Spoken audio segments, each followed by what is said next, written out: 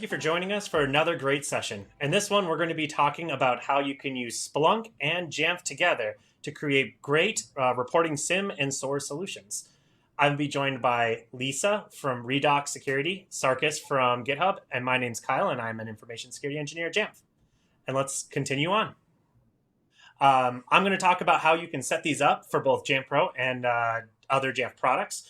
And we're going to begin with the Splunk Addon. The Splunk Addon is the main solution that most people use. It's a TA that's available on Splunk Base. And when I say it's available on Splunk Base, it means that you can install it directly within Splunk from within it. This is available. You also have access to Cloud Premium access logs and change management logs if you are a Cloud Premium instance, or you have a self-hosted script that wants to forward these. And then we have a relay agent that, depending on the timing, might be available either now at JNUC or sometime soon where you use an HEC collector.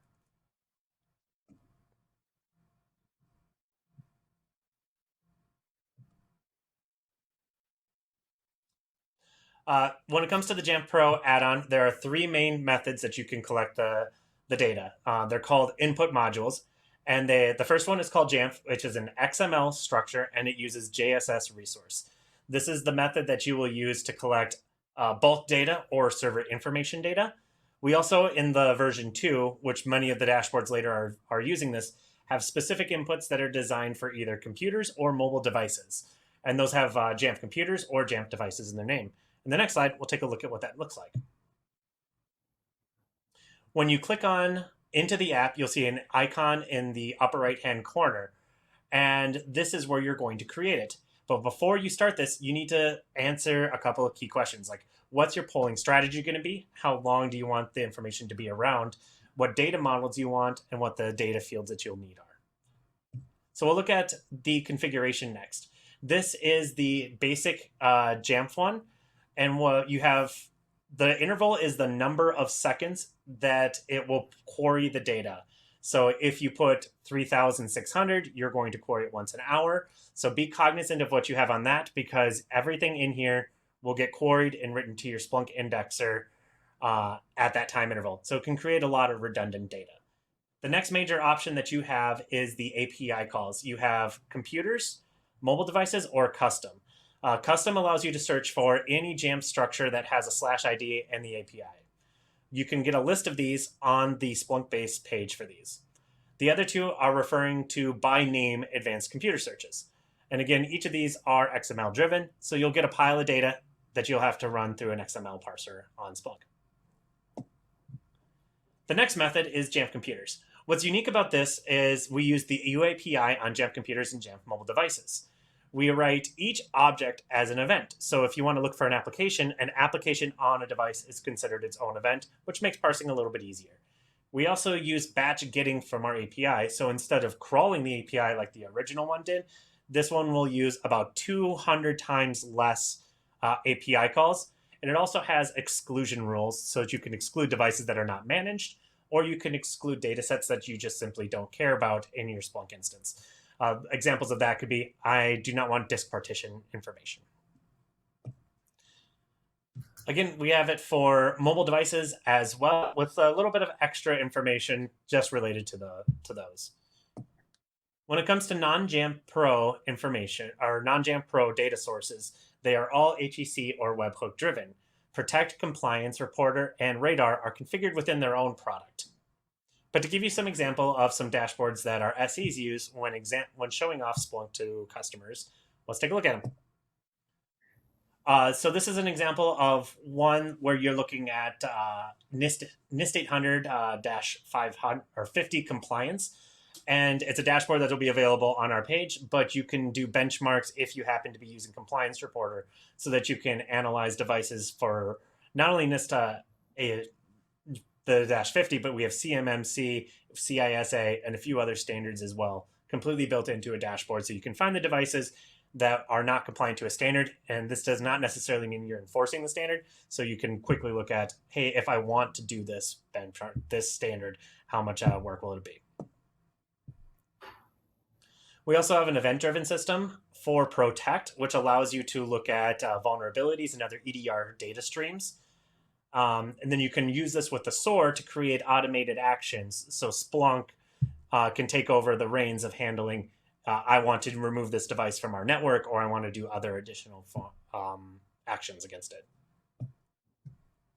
Another bonus one, if you happen to go talk to the app installers one, and this is using some CVE information that Lisa will be presenting in the next couple of slides, but can you identify the exact day that we turned on our app installers? What we have is a tool that allows you to collect certain CVE and vulnerability data, and quickly you can see that the patching removed them all. So one of the benefits of using this solution is that you can create the reports to show that you're doing a really great job, or show that the benefits of an action or a control in your environment has had. And with that, I'm going to hand it off to Lisa.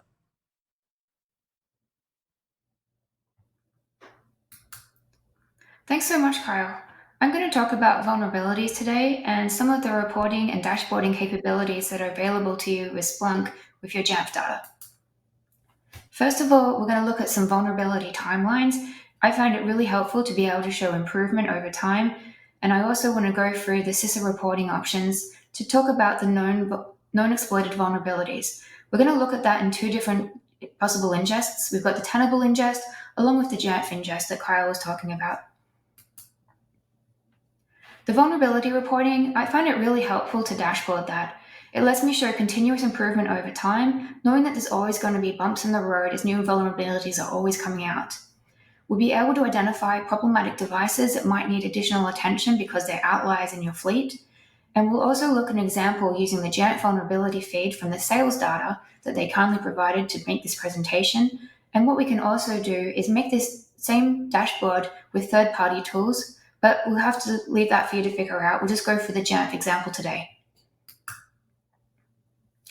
In this particular dashboard, you can see that we've got a pie chart showing at a glance the vulnerability state by severity, the number of Macs we scanned, the unique vulnerabilities versus the total count. As the person sometimes has to resolve these vulnerabilities, I want to particularly see the unique vulnerabilities, where a security team often want to see the total vulnerabilities to see the entire footprint of the fleet's risk. The middle row here, we have the time charts. Now, with the sample data, we only received 1 day of data, so we're not able to see how that will populate over time. What you're going to see is a whole lot of mountain ranges. You're probably going to, at the very beginning, be at the top of the mountain, especially if it's your first time scan. It never looks good to start off with. You want to see those numbers go down over time, but knowing that there's going to be many more peaks as new vulnerabilities are always coming out. The bottom row here, we have our top 10 Macs. These are the top 10 worst Macs in your fleet that are probably worthy of additional attention. Are they failing to patch? Is there something else wrong? Are they offline when patching takes place? What's going on? And these ones might be the ones to give a little bit of extra attention to improve your vulnerability counts. Let's step through how we made each of the panes in this dashboard. It's pretty simple to make a pie chart. All we're going to do is look at that Jamf inventory feed that Kyle was talking about, and then we're going to dedupe the CVE IDs. That's going to generate that nice pie chart that we can put into the dashboard. Very similar to that with the Mac scanned, we're going to do the same thing, except we're going to do a distinct count over the computer IDs so we get the number of Macs that we scanned each time. It's important to note when you're doing this, you probably need to adjust the time frame on your searches. In these example searches, a time frame of 7 days was typically used if you're doing a scan that runs once a week. If you have a scan run more frequently or less frequently, you'll need to adjust that when you're preparing these panes for the dashboard. These next panes, we're talking about the unique vulnerabilities. So over your fleet of however many hundreds or thousands of Macs that you happen to have, you want to know how many unique criticals there are as opposed to the total number. This means that there's 42 unique vulnerabilities that have a critical rating that probably need to be top priority. But overall, across the entire fleet, there's 439 instances of critical vulnerabilities. We've got the SPL here so that we can put that in Splunk and build those dashboards. When we're doing our scans, it's important to see the number of Macs that we've scanned. If you're only scanning part of your fleet, maybe they're all offline, it's a holiday or something else is going on, you're going to get an inaccurate count. Now, that may make your data look really good, but it's not going to give you a true reflection of the fleet. So keeping an idea of how many Macs were scanned each time that runs will let you make sure that you've received the bulk of the fleet in your numbers. When we time chart this, especially the unique vulnerabilities over time, we're going to see that mountain range. We've got the first of that mountain range there, and hopefully by the time the next scan runs, we'll see those lines start to trend down. We can see that over the course of a year in this example, which will be able to show that we've been continually scanning for our compliance. Hopefully it'll show continuous improvement. It'll also show how quickly vulnerabilities are being addressed when the mountain peaks start to drop down. So these charts will grow once the historical data is available in your fleet. On the last one here, we have the total count. Sometimes the security team wants to see the total risk picture, and that's what this chart's going to show.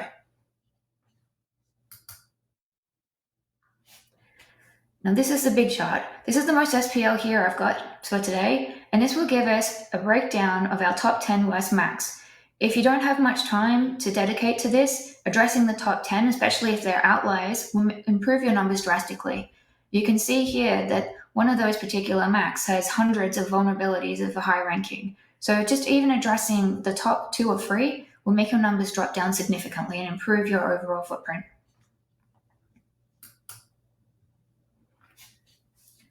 Let's do a pivot and look at Splunk reporting, as we've still got more dashboards to see coming up with SARkis. If you're not familiar with CISA, they publish a list of known exploited vulnerabilities.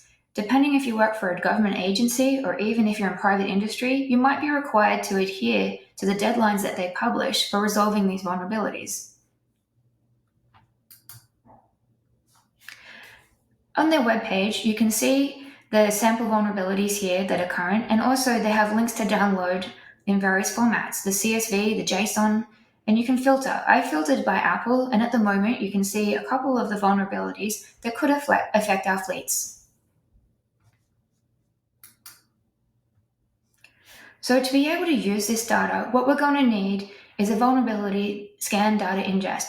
Maybe you have Tenable, maybe you have a different product, maybe you're using Kyle's Jamf data. Once we do that, we're then going to need to be able to import that list of CISA CVEs. We might do that with a manual CSV import. You might be able to write a Lambda to pull that down automatically and ingest that to your Splunk instance, or some other means that works for you. Then what we're going to do is we're going to join both those data sources. We're going to join the list of CISA CVEs, and then we're going to use that with our scan data or our Jamf data. Then, once we get the intersection of those two data sources, that's going to give us the list that we need to focus on to meet the CISA requirements.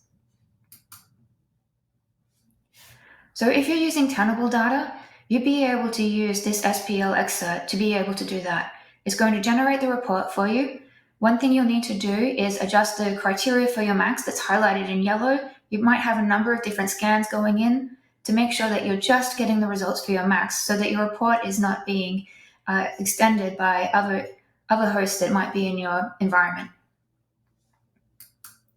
We also have another example here that's going to generate the same report using the Jamf data that Kyle was talking about.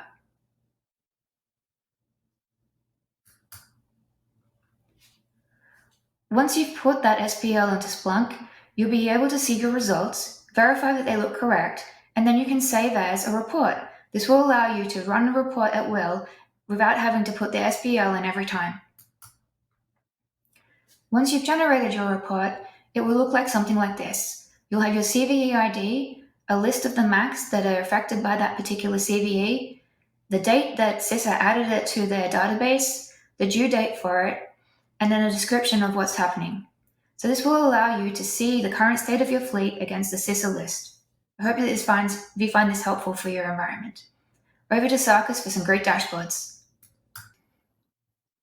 All right. Thanks, Lisa. Well, hello. Again, my name is SARkis, and I've been working with Splunk queries for a few years now. Today, I'm going to show you a Splunk overview dashboard that highlights key areas within your Jamf environment. This will have some overlaps with Kyle's in-depth dashboards, but that's all right. If you attended last year's keynote, this will have the same data points, but look slightly different now because we're using the UAPI endpoint to collect data. This dashboard, from a high-level overview, should give you some basic insights. Instead of teaching you how to use Splunk queries, I'm just going to paste my code into GitHub. You can download my code from my repository on GitHub, github.com/sarkisfestian, or I may end up putting in Kyle's repository in the future. If you're not familiar with Splunk and you'd like to see some adjustments, you're welcome to open up issues in that repository against any of the code I've written. Feedback is always welcome. So let's take a look at the dashboard from top to bottom. Starting with the beginning of the dashboard, you'll see some adjustable fields across the top. Let's start with the ingest timeframe. Every company has a different interval on how often they ingest data. Instead of having you go through and adjust a bunch of code, I figured it'd be easier just to have a drop down for you to select your ingest timeframe. Every device that checks into Jamf has a timestamp. Now, this timestamp should be set to show the most relevant amount of devices within the time frame you choose. Whatever number you type in gets multiplied by the right bubble. As an example, in this slide, you see the devices check in within the last 1 hour. This is important because you don't want to have devices that are sitting in a storage room within your results. You can see the total number of devices based on the adjusted click you have over at the top. And in that slide, you see 1451 with my test data.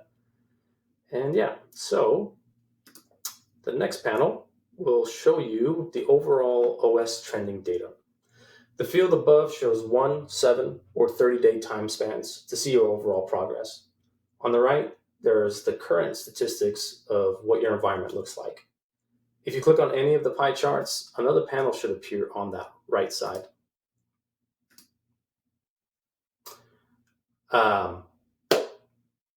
With this table, you should see what contributes to the OS you selected. All right, so the next panel, we'll be working with regional data. Every device has a public IP that shows the general area of the device that it's reporting from. If you click into a map value, a side panel appears with the devices showing up from that location. When you make a change that might affect a specific region, this would be helpful to create detailed messaging to the specific users in that region. If you have a no travel zone policy into specific regions, you could set up a Splunk alert to notify you when a device reports from that place. And the third thing, I've used regional data to decide where I should stand up specific infrastructure to support the most amount of users in that area. So a couple of key helpful things to use there. And let's move on to the next panel. So in this panel, you can see hard drive data. The fields above can help you filter two important things. One, you can see hard drive percentage full data in case you wanted to be proactive and notify users. The other thing is to check if the devices are encrypted. There's additional fields if you wanted to add into the table that pops up below. So you can have dynamic results. And in the next panel, you will have the option to search for specific application data. You can see I have Slack typed into the top with the contains for a drop-down search. This will search for all apps with Slack inside its title. You will see the versions on the left and then total count on the right. If you click into one of the pie charts, you'll get another panel to appear. Now you'll see with this panel, you can search for devices with the version you just clicked on or devices not with that version. So this is helpful when you're trying to understand what app versions are in your environment and what might need patching. And I mean, you can figure it out from there. Pretty helpful stuff. All right. And the last slide. With this panel, you're going to see all your extension attributes as a dropdown, showing you what you're collecting. You can further search for specific extension values and figure out whatever you're looking for. So in this example, I just typed in Python versions just to see what comes with macOS and what's currently installed. All right. And with that, I hope this dashboard helps you make data-driven decisions. And I'm going to pass it back over to Kyle. Thank you.